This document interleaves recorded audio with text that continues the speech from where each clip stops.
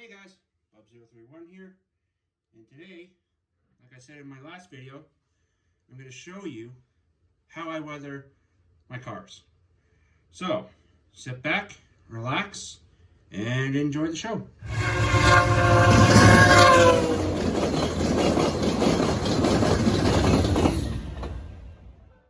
we get started, and I start doing this, I'm going to show you what I use to actually make these cars look a little bit more realistic. I grabbed myself a little Phillips head screwdriver to get the trucks off, an assortment of brushes. I usually go to my hobby shop up here in Petawawa called Perkins Hobby House. A few brushes here used for dry brushing and also putting the grime on to make it weathered. I also got a cup of water here, which is out of shot. It's for cleaning up the my brushes, and as well paper towel, just to smudge it in to make it look more realistic. I also have some Villaggio pigments. This is for dry brushing, dry powder. Give it that little bit of a soot. I also have the rusty brown and some other black gray just in case. As well, to finish it all up, the red brown I use for painting my wheels to give it that little bit more of a realistic. And once that's all done, I spray the entire car with Army Painter Anti-Shine. Though I do this in a well-ventilated area, not in this actual room. Okay. So that's that. Let's start this up. Alright, the first thing I'm going to do is I'm going to take off the wheel sets so that I can work on the car with no problem. And I'll be able to move it around freely without it rolling off the desk and breaking on me. There's one. Okay. I took the wheels off as well. I took off the couplers too, so that the car will stay nice and flat on the table. And I'm probably going to do a little bit of detailing on those as well. So, now that that's done, I'm going to start with some of my weathering. First, I'm going to take my brushes, put them in water, give them a good cleanup, because there's probably still some gunk on there from the last little bit of work I did with it.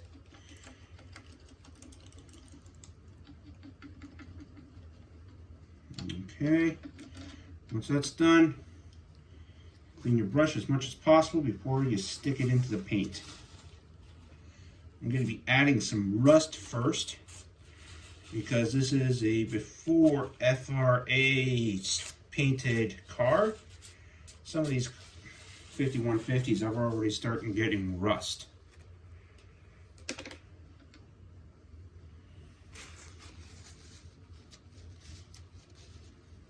Just have your brushes ready to go. Also, the paper towel is used for cleaning up some of the brushes and drying them up a little bit quicker so that you're able to dry brush. Because it can sometimes get a little bit messy. I also have a vacuum here just in case to pick up the excess powder that I make a mess with after. Because you never know. Okay. Now that that's done, shake up your Tamiya XF64 red brown. Little trick, if these things have a hard time cracking open, just put them under warm water for a little bit and they'll open with ease, no problem. Oh, as well, I will be using some FX16 Tamiya, which is silver, flat aluminum. Probably do that on top to the hatches. Okay.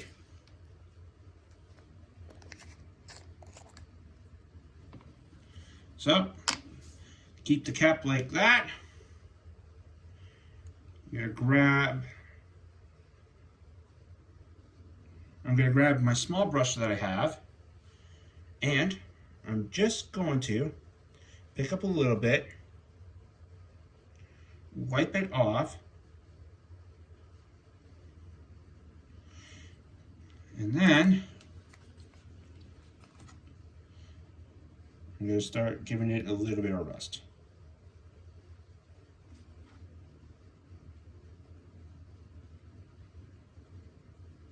Just dabbing it.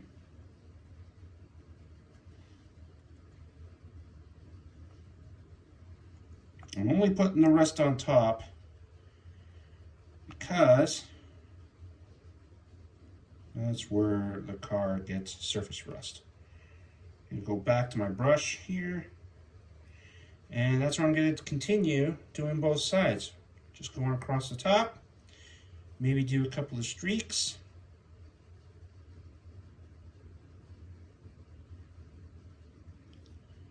Just to give it that ring effect.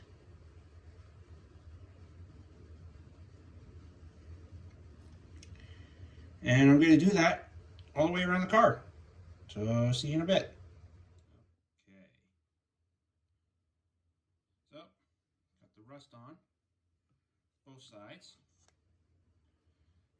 I'll work on the roof after. Just showing you guys how it's coming along. Alright. Gonna put that away. The rust brown for now. Gonna use it on the wheels after.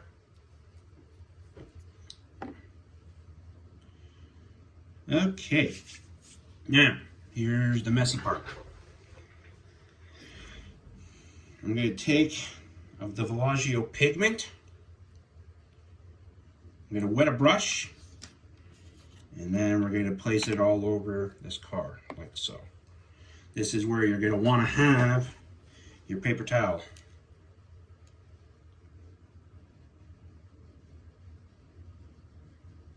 Okay. So you wanna dry it off a bit.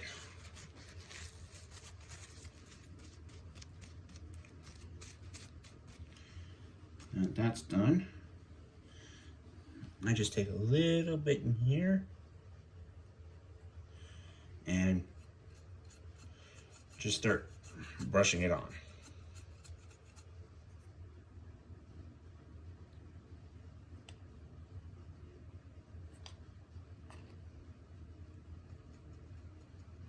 You can even use a lot just to give it that little bit of dirt texture. And as you can see, there's a lot of difference.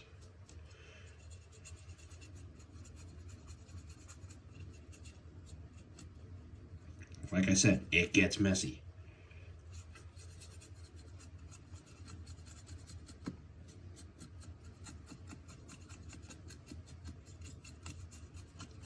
It gets really messy. And as you can see, look how dark she's getting. Coming along very nicely. Just gonna take our brush, wet it again, dry off a little bit, just grab some powder, and start spraying it. All right, I'll be back with you guys in a bit. I'm just gonna get this done. Okay, as you can see, a little bit of weathering done. Did each end of the car as well, because that's where most of the pickup is from the other cars as well. Did also underneath. My hands are going to be a little bit black right now because I haven't clear coated it. But that won't be until the end. So now the next thing I'm going to do is work on the roof. Grab your silver.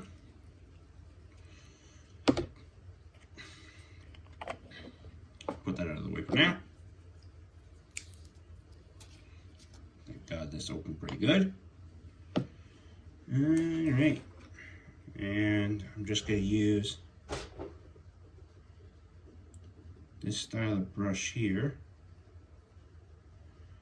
It's called a dry brush small, but I use it to do some of the detail across the top.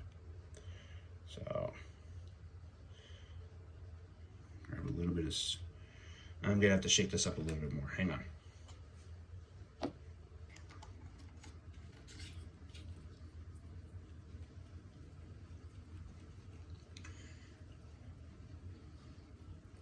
Make sure your paints are always well good to go, and always keep a track of them to make sure that they don't dry up. That's better. All right, just a little dab.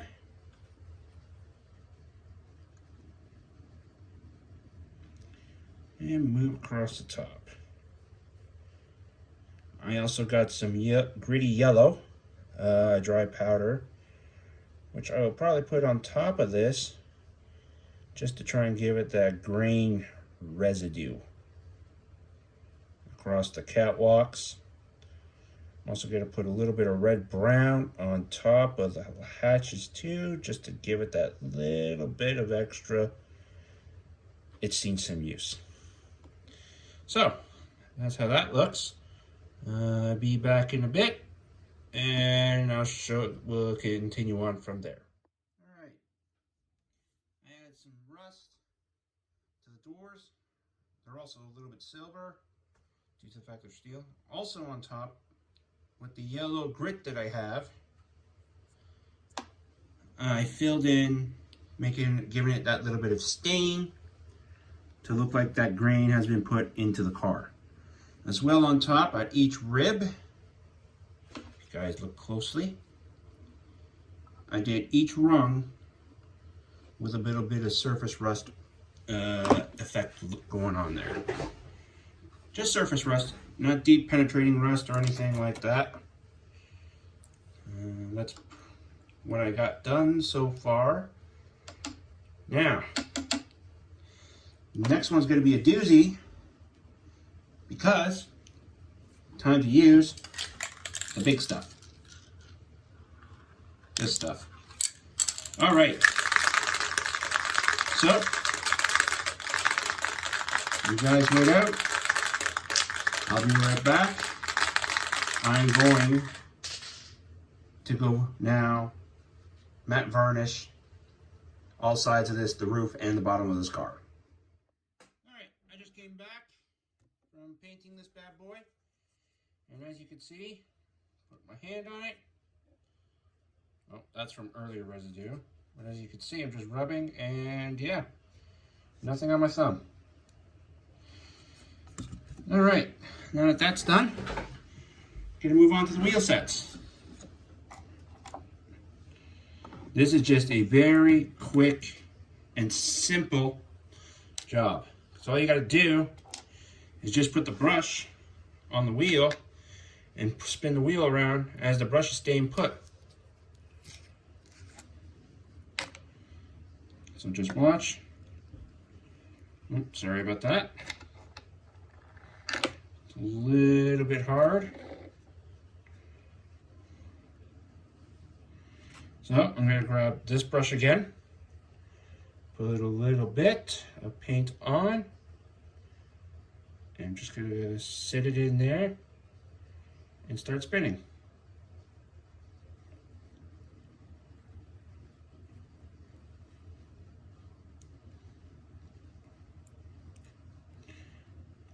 I'm going to put a little bit more in there.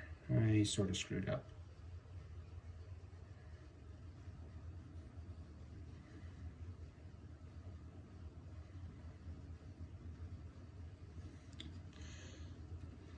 There. There's one wheel done. I'm going to do all the other wheels like this, and then I will get back to you. Alright guys, so I put back on the 100-ton trucks, and I put the knuckles back in. As you can see, all the wheels are painted on both sides. As well, I did each knuckle.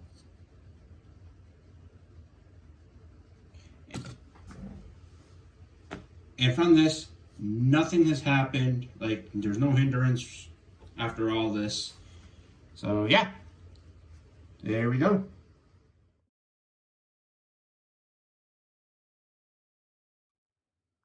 So guys, that is my quick how-to video on how I weather my rail cars.